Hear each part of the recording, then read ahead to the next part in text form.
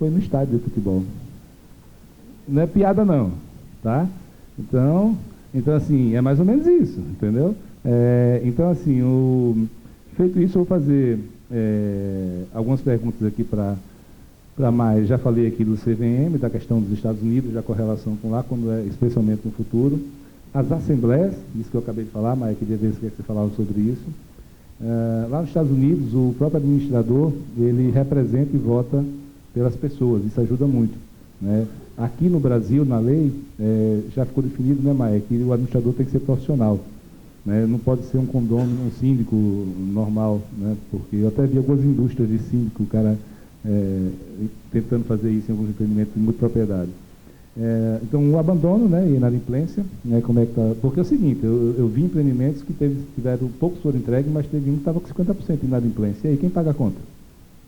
Durante os meses, para tudo não cair, a construtora assumiu. Quanto tempo a construtora consegue bancar esse custo?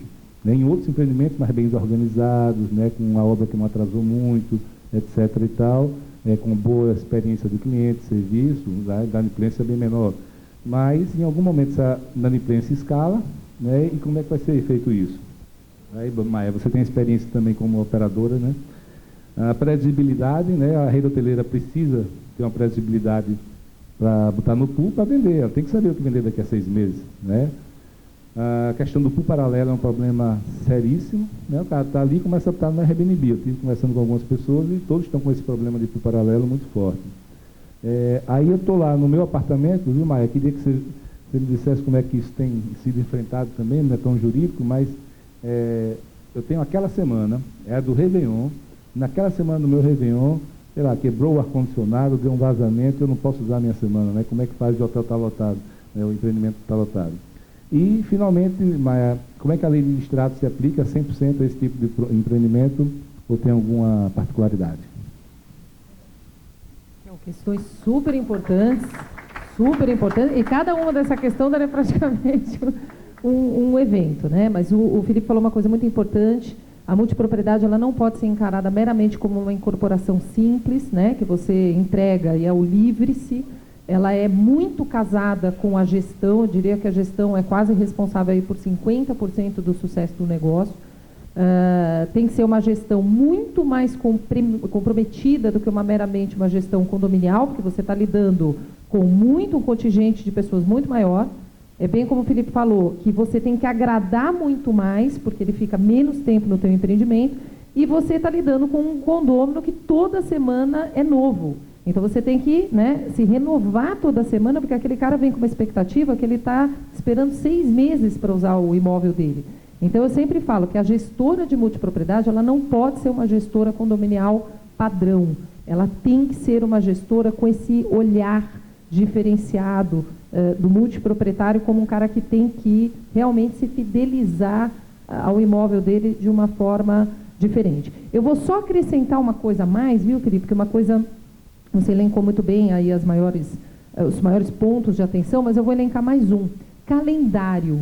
É engraçado como hoje, muita gente é o copiar e colar, né? Eu vi que o Felipe desenvolveu um empreendimento lá em Gramado, eu vou copiar o calendário dele. O calendário também é outra coisa que eu sempre falo muito para os meus clientes da importância do calendário, tá? Porque às vezes o calendário mal feito, ele pode destruir um empreendimento. Então, o calendário que eu aplico em Gramado pode não ser o calendário que eu aplico em Caruaru. Eu vou dar um exemplo para vocês que eu sempre dou. Junho no Sudeste é um mês horroroso, para quem vai para a praia, para quem vai... Junho no Nordeste é mês de festa junina, quer dizer, pode ser uma alta temporada. Você tem que entender muito bem... Só para deixar mais complexo. Junho é muito alto e Caruaru é grande. Também. Pode ser a mais baixa do mundo, porque estamos em praia. Então, assim, eu já fui num empreendimento que tinha um festival da tainha que parava a localidade.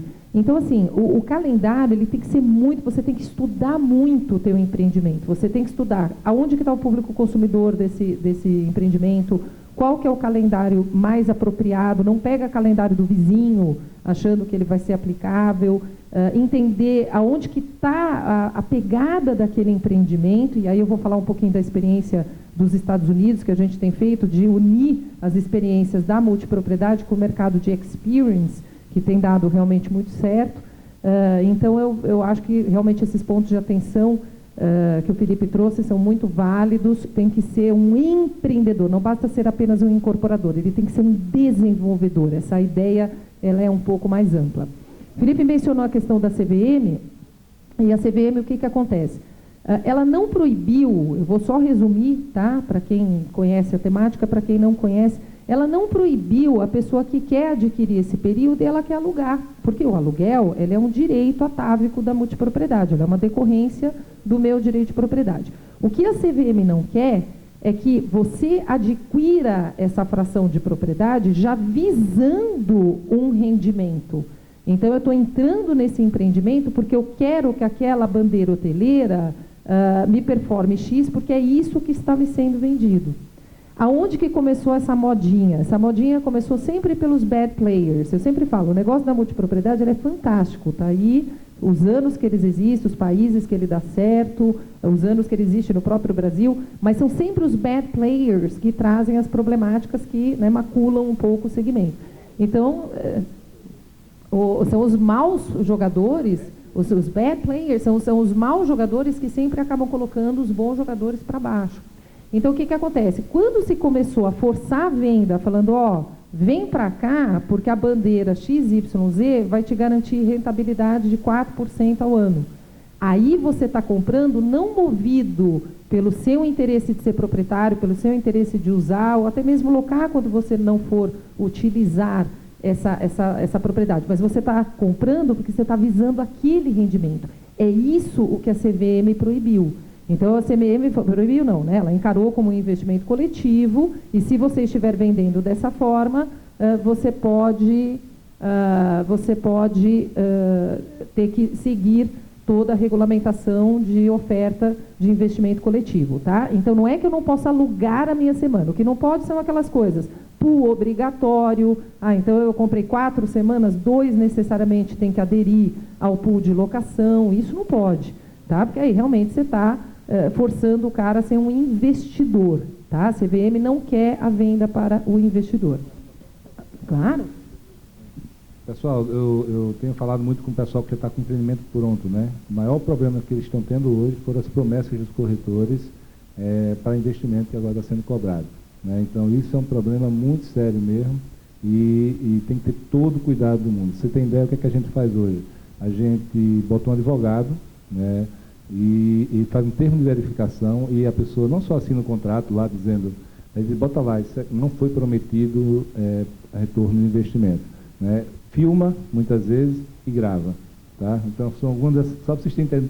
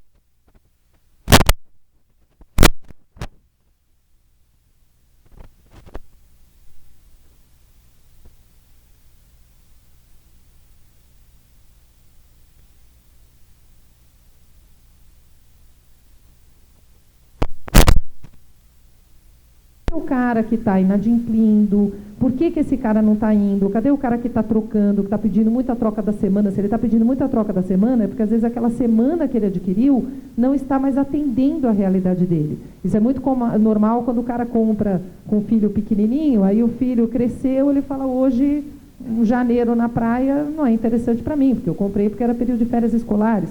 Então, entender, por exemplo, às vezes uma dificuldade financeira, às vezes o cara cansou, isso existe, gente, o cara cansou de ir sempre para o mesmo lugar. Aí você tem muito a importância de um trabalho para intercambiadoras, em que o cara pode depositar a semana dele e usufruir em mais de 5 mil empreendimentos. Eu tenho um exemplo muito interessante de um cliente meu na Malásia, que eles usavam muita propaganda sobre o GP, né, da Fórmula 1.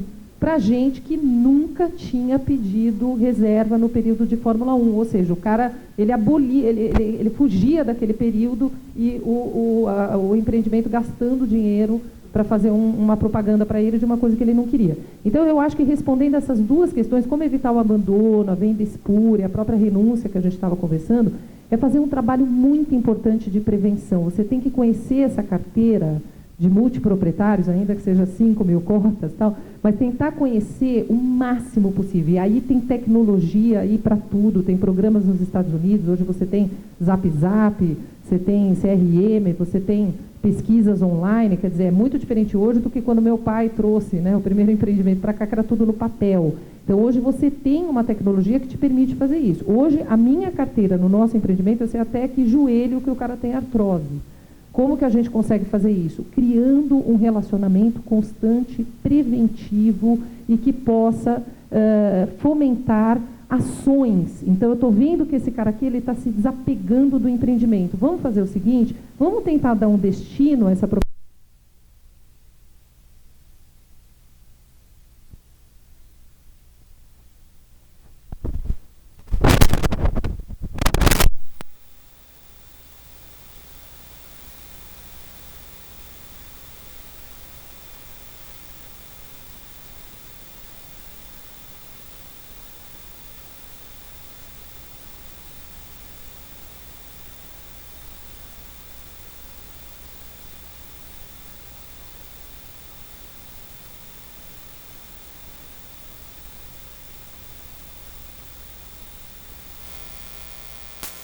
Obrigatório. Olha a solução do mercado. Então, você só pode alugar se você fizer através do meu pool.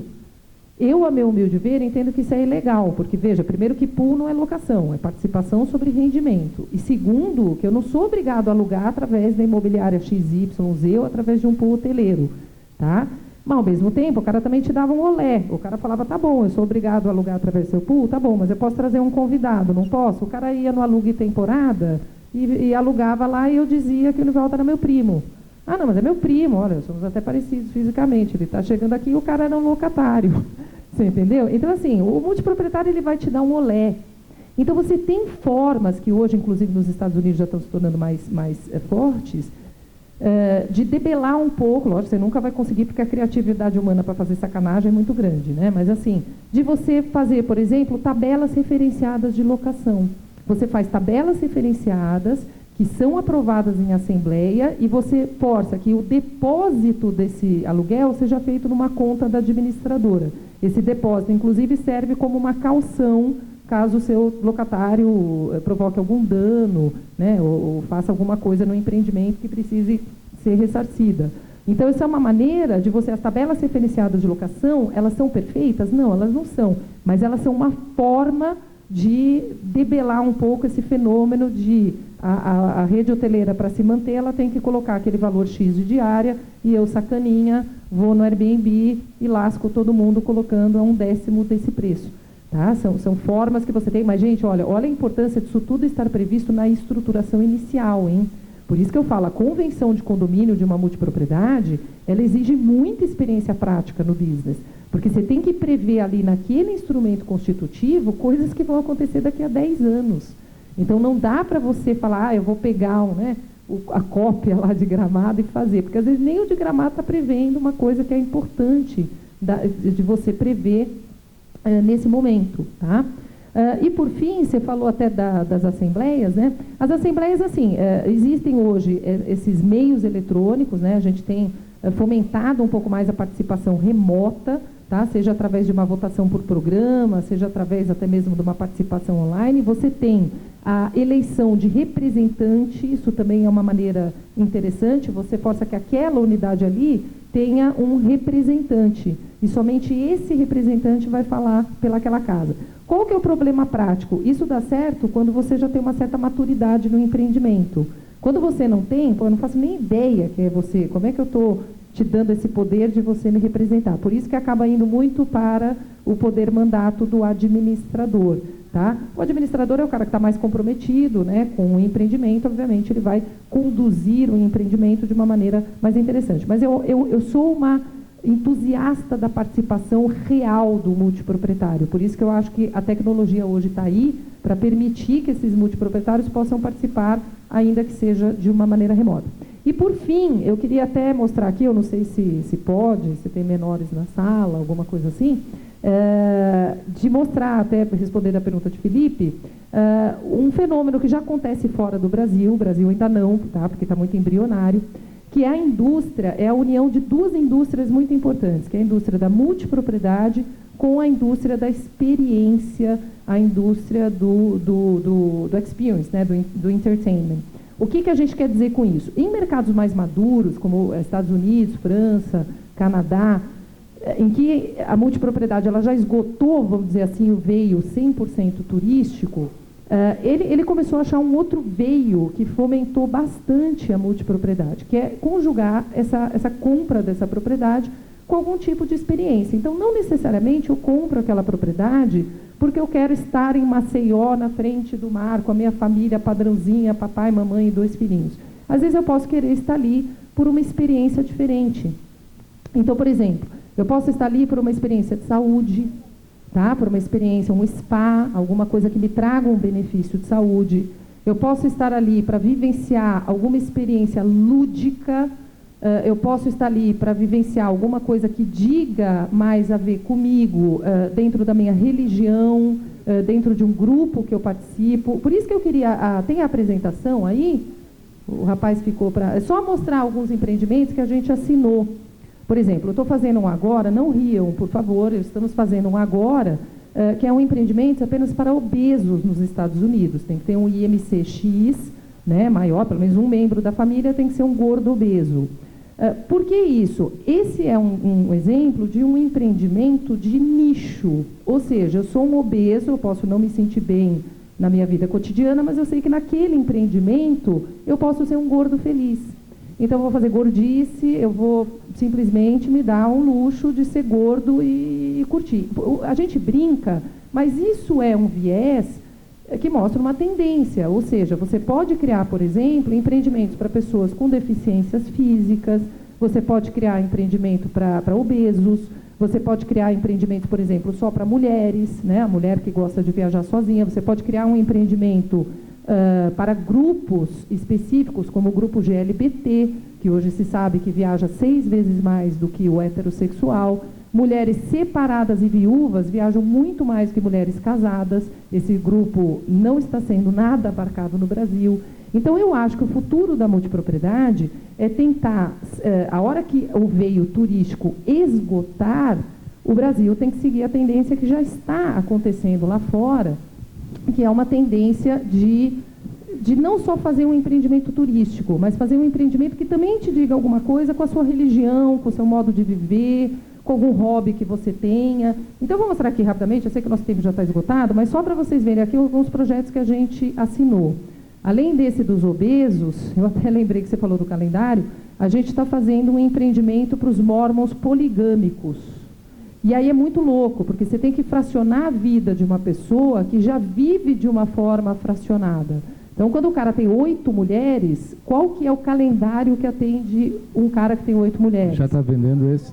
Esse não, esse a gente comprou a terra. Agora, uma coisa que é muito interessante, por isso que é importante, gente, que eu sempre falo para vocês, que é importante a gente conhecer o nosso público. Isso aqui, por exemplo, são exemplos de timeshare aplicado dentro de multipropriedade na baixa temporada. Quando a sua baixa temporada está começando a ter um déficit, um abandono muito grande, você pode aplicar produtos estatísticos de timeshare em baixa temporada de multipropriedade. Isso é muito evoluído para o Brasil, mas são soluções interessantes que os empreendedores brasileiros podem vir a implementar daqui a 5, 6 anos. Você cria produtos de timeshare dentro da baixa temporada, usando fórmulas estatísticas, fórmulas rotativas, como essa dança das cadeiras. Existem outras fórmulas também, que são direito de prioridade. Você compra o direito de prioridade, não necessariamente você roda o tempo. Tá? Isso daqui exigiria uma outra apresentação, porque são sistemas bastante complexos para tentar resolver o problema da baixa temporada. Mas, a gente fez o de obesos, a gente fez o de poligâmicos, e pasmem, as mulheres viajam sem o marido, por incrível que pareça. Então, isso é uma coisa que a gente aprendeu. Esse, por exemplo, é um empreendimento nos Estados Unidos, no estado do Arizona, que é só exclusivamente para o consumo da babosa, do consumo medicinal e estético do aloe vera. Então, para quem acredita, né, nos benefícios do aloe vera, seja os medicinais, muita gente com câncer compra empreendimento no Kings Creek, porque acredita na babosa como forma de Você sabe do empreendimento no Uruguai agora, né? Que é de spa também? Não, a multipropriedade da maconha, né? Da maconha. Então, muita gente me pergunta isso, a questão da cannabis medicinal. Ou seja, o que isso mostra? Que tem um segmento de multipropriedade voltado para a saúde. Olha que super dica para o empreendedor brasileiro. Para o bem-estar, para o spa, hoje as pessoas estão mais preocupadas com esse viés. Então, isso é um nicho que eu totalmente acredito, para público sênior, né, terceira idade, cuidados especiais, super interessante.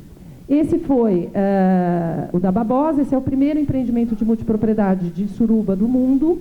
Então, você cria uma experiência, né? O hedonismo já é um resort que existe, nós criamos um produto de timeshare dentro do hedonismo, que é exatamente para pessoas que têm hobbies em comum. Então, no caso, é suruba, mas, por exemplo, poderia ser algum tipo de esporte, algum tipo de hobby, um hobby musical. O hard rock está aí para isso, né? O hard rock, ou seja, um empreendimento que as pessoas têm um denominador comum de curtir um ritmo musical, né? Então, o rapaz está até animado. Peraí. Ele já vai pegar informações, mas se quiser eu tenho desconto. Ele está pensando que esse é o LGBT. É muito interessante. Esse empreendimento a gente foi premiado pelo sistema de reserva, tá? Esse daqui, por exemplo, é um museu no estado de Massachusetts, também foi um projeto que nós assinamos, um projeto belíssimo, por sinal, que é um museu, tá? Ele é concebido originalmente como um museu, mas ele também é uma experiência lúdica, ou seja, é uma multipropriedade focada para uma experiência vivencial, ou seja, a pessoa volta a viver no século XVI. Então, se você, por exemplo, é um médico muito atarefado, você é um advogado muito atarefado, você pode, se você quiser sumir da sua vida durante uma semana e você quiser viver em outro tempo, com outros valores, com outras coisas, você pode vivenciar isso através de um projeto de experiência, tá? Esse projeto foi muito interessante, ganhou prêmio nos Estados Unidos. Você vive efetivamente como se você estivesse no século XVI, tá? Então, é um experimento, uma multipropriedade de vivência. Esse aqui é um empreendimento que a gente ainda está fazendo, é a mansão do Winchester, que eu não sei se vocês sabem, é aquela espingarda, lembra, do Velho Oeste. Esse museu, infelizmente, é uma história muito triste. É a casa da viúva do Winchester. Ela perdeu o marido e os 2 filhos na mesma semana, e ela se perturbou com isso, achando que ela estava sendo perseguida pelos espíritos dos indígenas falecidos pela espingarda Winchester. E essa mulher, muito rica, ela ficou perturbada. Ela tem uma casa de 160 quartos no município de San José, perto de São Francisco, e ela reformou essa casa durante 33 anos de uma maneira ininterrupta para escapar dos espíritos. Essa casa hoje foi objeto até de filme de terror de Hollywood e tudo. Hoje nós estamos assinando um projeto para uma multipropriedade também de experiência, que vai ser o maior jogo de escape do mundo. Tá? Então, ao invés daqueles escape, aqui tem, né, Felipe? Aqueles jogos de escape que a pessoa tem que sair em 60 não tem não dias. ainda. Não tem? É um jogo, não sei se vocês sabem, que você tem que sair em 60 minutos, a coisa te dá um desafio e você tem que sair em 60 minutos de um ambiente. Chama jogos de escape. Aqui vai ser o maior jogo de escape do mundo, até o Guinness foi lá visitar a gente, vai ser um jogo de escape de 7 dias, ou seja, você vai estar dentro de uma casa, monitorado, vivendo um jogo. Tá? Então, é uma multipropriedade unida a um jogo. E aqui, por fim, é só um outro, além dos mormons, eu não posso mostrar as fotos, porque a gente ainda não tem autorização, e o dos obesos a gente ainda está desenvolvendo. Aqui é um conjunto de ilhas que foi lamentavelmente assolada pela pirataria, tá? Foi um episódio muito ruim na história mundial, que de 2013 até 2016, essa região do Bórneo foi muito assolada pela pirataria humana.